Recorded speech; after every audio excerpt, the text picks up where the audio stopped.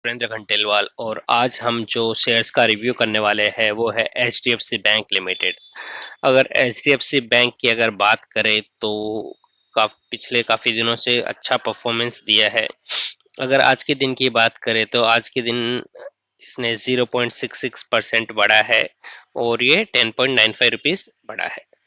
ये तो आज के दिन। अगर लास्ट 5 डेज की बात करें तो 5 डेज बिफोर ये 1593 रुपीज़ पे था और ये पिछले 5 दिनों में 78 रुपीज़ बढ़ चुका है और इसने 4.92% का रिटर्न दिया है, तो काफ़ी अच्छा रिटर्न दिया है।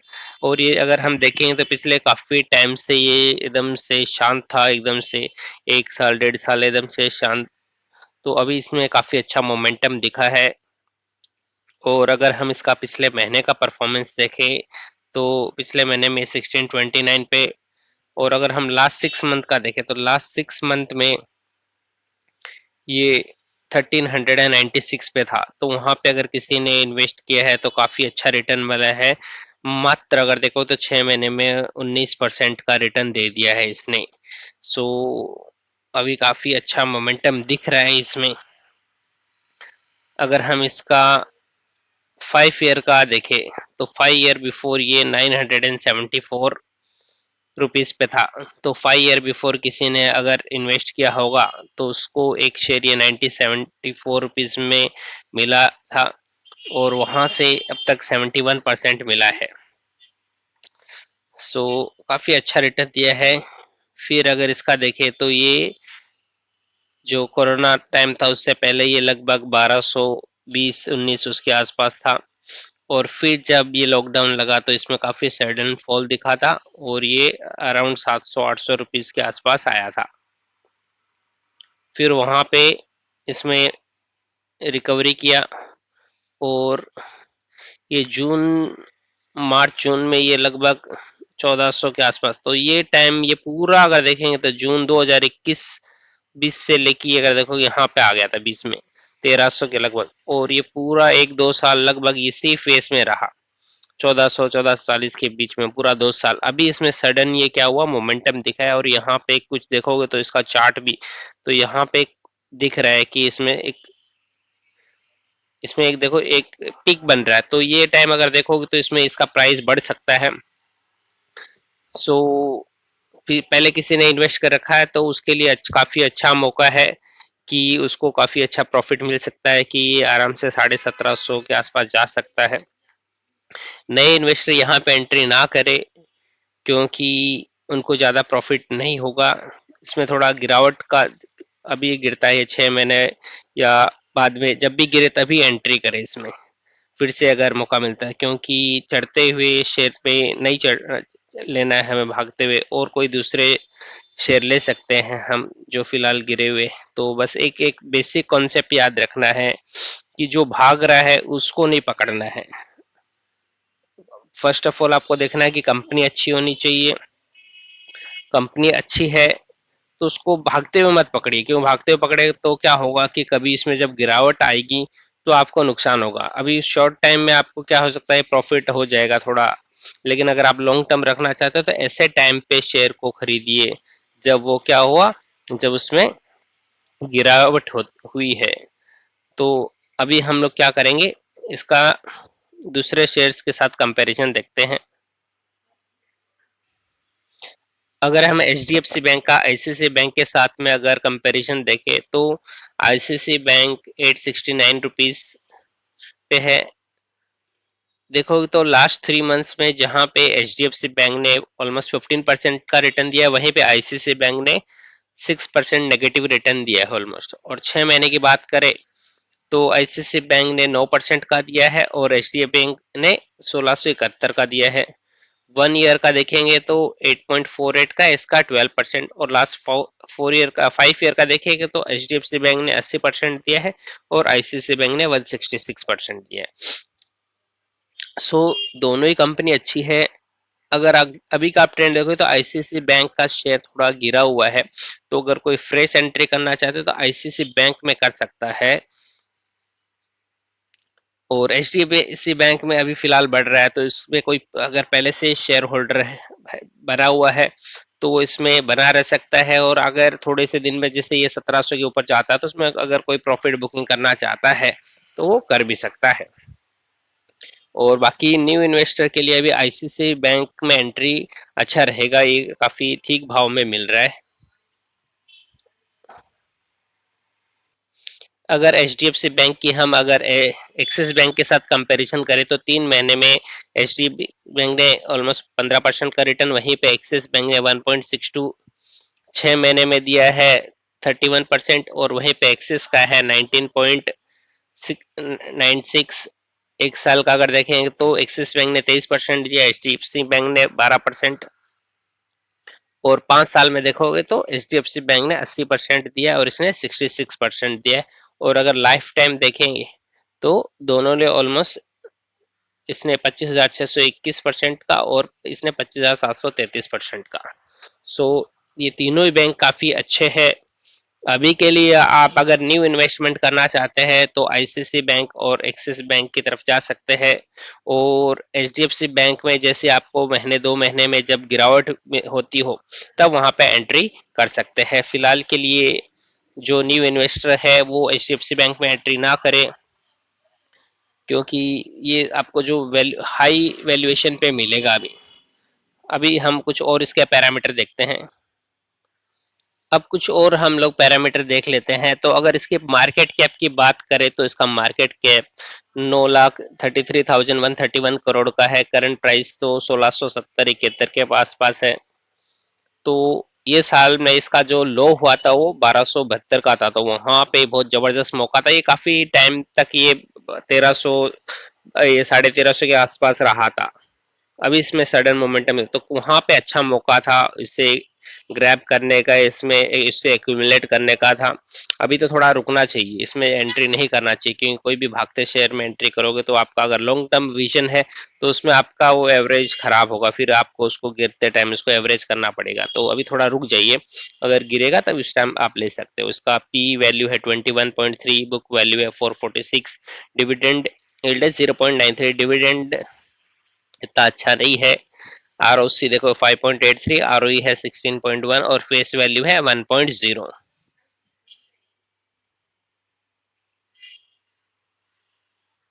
अगर हम कंपनी के रेवेन्यू की बात करें तो 2019 दिसंबर में देखोगे तो 31,201 करोड़, फिर 31,795, फिर 32,000। सो रेवेन्यू तो कंपनी का बढ़ ही रहा है। देखो अभी 45,000 के आसपास आ गया है। और प्रॉफिट पे देखोगे तो 2019 में 3,000 करोड़ के आसपास था, फिर 3,190, फिर 4,900, फिर 3,600, और करंटली अभी 7,800। तो कंपनी का प्रॉफिट भी बढ़ रहा है। सो कंपनी तो नो डाउट बहुत अच्छी है। ये ऐसी कंपनी आपको, ये कोई प्रॉफिट या बुकिंग उसके लिए नहीं रखनी चाहिए, बट ये लाइफ टाइम आपके पोर्टफोलियो में रहने के लिए है। तो जब भी आप ऐसी कंपनी खरीदे तो आप ये ध्यान रख सकते हैं कि जब आपको सस्ते भाव में मिले तब आप ऐसी कंपनियों को खरीदें। प्रॉफिट भी अगर हम देखें तो 10,000, यहाँ पे अगर आप देखोगे तो 10,249 करोड़ का है दिसंबर में, फिर ये 9,600 का हुआ, फिर 9,340 करोड़, और अभी अगर हम देखें तो लगभग 16,936 करोड़ का। सो काफी अच्छा प्रॉफिट भी बढ़ा है। और प्रॉफिट आफ्टर टैक्स जो है, नेट प्रॉफिट, वो भी 12,735 करोड़ का हुआ है। सो कंपनी का बहुत अच्छा, ये जो नंबर है काफी अच्छे है। और जो पुराने इन्वेस्टर जो बने हुए उनको अभी काफी अच्छा रिटर्न भी मिल रहा है। 1-2 महीने से काफी अच्छा मोमेंटम दिख रहा है इसमें। नेट प्रॉफिट यहाँ पे देखोगे, सो कंपनी का रेवेन्यू और काफी अच्छा है। अगर हम कुछ और अभी पैरामीटर देखते हैं, सो 10 ईयर्स में देखोगे तो 17% का कंपाउंडेड सेल्स ग्रोथ है, 5 ईयर में 13 है, 3 ईयर में 9। प्रॉफिट ग्रोथ भी काफी अच्छा है, 22% का है, फिर 19%। जो स्टॉक का सीजीआर वैल्यू है वो भी 10 साल में 18% से बढ़ा है, और 1 ईयर में 10%, 3 ईयर में 10%। रिटर्न ऑन इक्विटी सो बहुत वैसा है कि अगर कोई जैसे एफडी है इनमें डालता है तो उससे अच्छा है कि आप ऐसे जो स्टॉक पकड़ ले, जैसे एचडीएफसी बैंक हुए अच्छे, तो क्या कर सकते हो आप, बस मेक श्योर करो कि आप ऐसे टाइम पे एंट्री करो। जैसे अभी इसका रेट बढ़ा तो इस टाइम पे एंट्री मत करो, जैसे कभी गिरता है तो वैसे टाइम पे एंट्री करके छोड़ दो, तो आपको जो एफडी है उनसे तो काफी अच्छा रिटर्न मिल ही जाएगा।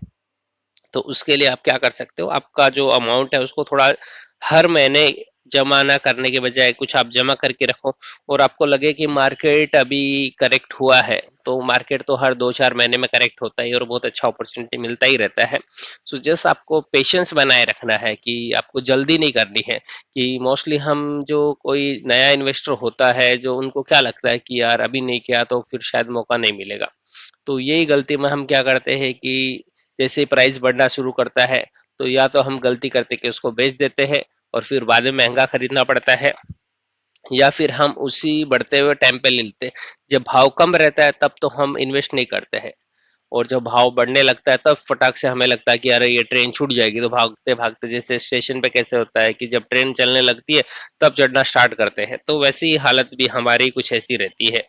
तो वो चीज़ से हमें बचना चाहिए कि सबसे पहले तो हमें पिक कर लेना चाहिए कि भाई हाँ ये स्टॉक में मुझे इन्वेस्ट करना है, और फंडामेंटली स्ट्रॉन्ग ऐसे ऐसे स्टॉक ढूंढने चाहिए कि भाई जो 15-20% का रिटर्न दे दे। हमें ज्यादा परसेंट पे नहीं जाना है कि हमें कोई 100-200% ऐसे क्योंकि 15-20% भी लॉन्ग टाइम में बहुत अच्छा रिटर्न देते हैं, बहुत अच्छा रहता है। तो पहले तो वो चीज माइंड में क्लियर कर लेनी चाहिए, और फिर देखना चाहिए कि ये स्टॉक कब गिरता है, और उस टाइम पे हमें इसमें इन्वेस्ट करना चाहिए।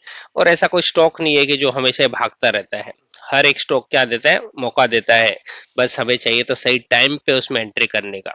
सही टाइम पे एंट्री करेंगे तो क्या होगा, हमारा जो प्रॉफिट है वो आराम से उसमें दिखेगा हमें। मोस्टली हमारी गलती क्या होती है कि हम गलत टाइम पे उसमें एंट्री कर लेते हैं, और उसकी वजह से हमारा जो मार्केट जब गिरता है, तो पहले आप क्या कर लीजिए, आप कुछ डिसाइड कर लीजिए कि भाई मुझे ये 10-15 स्टॉक है ये मुझे लेने हैं। तो आपके पोर्टफोलियो में तो आप देखेंगे कि हर एक टाइम पे आपके 10-15 स्टॉक में से 2-4 तो ऐसे रहते तो वो मतलब गिरावट में रहते हैं, तो उस समय उस पे आपको क्या करना चाहिए, बाई करना चाहिए।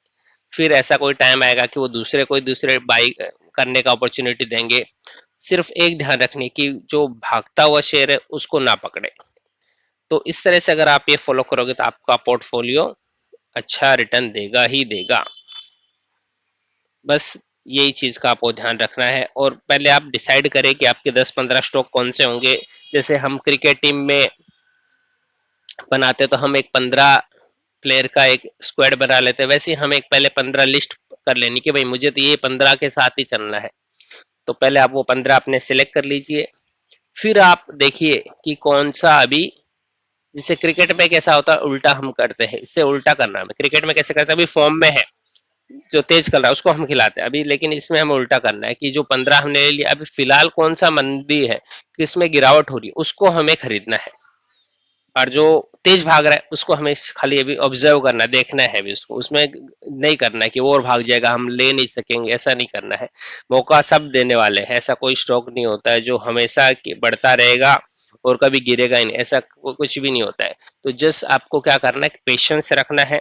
आपके जो 15 जो 20 स्टॉक आपने जो बनाए हैं उन पे रखो, जब भी कोई गिरता है उसमें आप क्या करें, एक्यूमुलेट करें। वैसे ही दूसरा कोई आपको दिखता है कि हाँ ये मेरा स्टॉक मेरी लिस्ट में है, अभी ये गिर रहा है तो मैं अभी इसको लूंगा। तो इस तरह से अगर आप फॉलो करोगे तो आपका जो पोर्टफोलियो है काफी अच्छा रिटर्न देगा। अभी हम कुछ और पैरामीटर देख लेते हैं इसके। तो रिटर्न ऑन इक्विटी अगर देखें तो 10 साल में है 18% का, 5 साल में 17, 3 साल में 17 है। और कंपनी का अगर और कुछ हम पैरामीटर हम देखें तो कंपनी के पास रिजर्व्स देखोगे तो 2011 में 25 करोड़, 25,000 करोड़ 118, और बोरोइंग था 2,22,938 938 करोड़। तो सिंस से बैंक है तो उनका तो काम ही लोन देने का, तो बोरोइंग तो रहेगा ही, तो उस चीज से आपको घबराना नहीं है।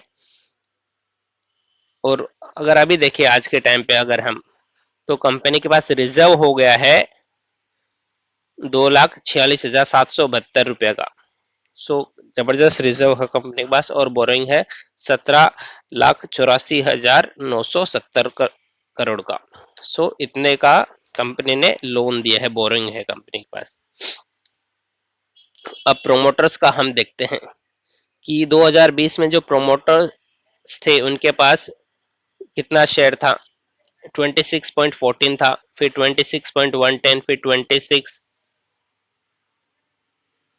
और यहाँ पे पब्लिक का अगर देखोगे तो 15 है, फिर 14.76, 13, 12.9। एफ देखोगे तो इसको खरीद रहे, देखो पहले 36% था, फिर 37 हुआ, 40, और अभी करंट सिनारियो में अगर देखेंगे तो प्रोमोटर्स का 25.6 हुआ है, और डीआईस ने इसमें खरीदा है, और एफ ने कम किया, पहले 36-40 तक गया था, अभी डीआईएस ने 32% तक आ गया है। गवर्नमेंट का तो उसमें स्टॉक पहले 0.23% था, अभी 0.16% आ गया है। सो डीआईएस ने अगर देखोगे तो डीआईएस का 21% था, जो म्यूचुअल फंड कंपनीज है Indian domestic investment, so mostly उन्होंने ये बीच बीच में माल खरीदा है, और करंटली देखोगे तो 28% तक आ गया है। सो ये अगर देखोगे अभी 28%, यहाँ पे 27% है। So mostly mutual fund company से इसको बाई करती है, और बहुत अच्छा, मतलब जिस एक सेफ है, कहने का मतलब जिसको सेफ रहना है, और ये लॉन्ग टर्म में अगर 13-14% का रिटर्न चाहिए तो वो उसके लिए बहुत अच्छा स्टॉक है। आपका पैसा कहीं नहीं डूबेगा, उस चीज की गारंटी रहेगी। और बस आपको ध्यान रखना है कि कौन से टाइम पे उस पर एंट्री लेना। आपका जो कभी कभी ये जो गिरावट के समय ये पोर्टफोलियो रेड हो जाता है, उसका कारण यही होता है कि हमारे अच्छे स्टॉक होने के बावजूद भी हमें हमारा पोर्टफोलियो रेड हो जाता है। तो उसका कारण है कि हम क्या हुआ, भागते स्टॉक को खरीद लेते हैं। तो बस आपको एक चीज ध्यान रखनी है कि कोई भी स्टॉक भागे, चाहे वो कितना भी अच्छा हो, उसे हमें नहीं खरीदना है। हमारे स्टॉक सिलेक्ट कर लो, हर एक स्टॉक जब भी गिरे हम उसको तभी खरीदेंगे, बस उतना आप डिसाइड करोगे तो हर एक स्टॉक आपको मौका देगा, और आपका पोर्टफोलियो भी हमेशा क्या रहेगा, ऑलमोस्ट ग्रोथ में ही दिखेगा आपको। सो धन्यवाद, ऐसी जानकारी के लिए आप हमारे चैनल से जुड़े रहिए।